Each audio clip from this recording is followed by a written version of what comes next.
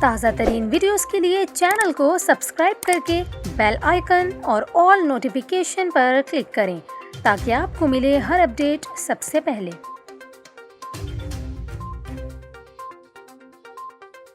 اور یہاں پر آپ کو خبر دیں، اسلام آباد میں مارگلہ ہلز کے مختلف مقامات پر ایک مرتبہ پھر آگ لگ گئی۔ اسلام آباد ٹریفک پولیس نے دامن کوہ میں ہر قسم کی ٹریفک کا داخلہ بند کر دیا ہے۔ اس کے علاوہ دامن کوہ کے ملحقہ دیہات کے لیے بھی ٹریفک کا داخلہ بند کر دیا گیا ہے۔ واضح رہے کہ گزشتہ دنوں میں بھی مارگلہ ہلز کے جنگل میں آتش زدگی کا واقعہ پیش آیا تھا۔ اس کے علاوہ گزشتہ ہفتے خیبر پختونخوا کے کئی جنگلات میں آگ لگنے کے واقعات رونما ہوئے ہیں۔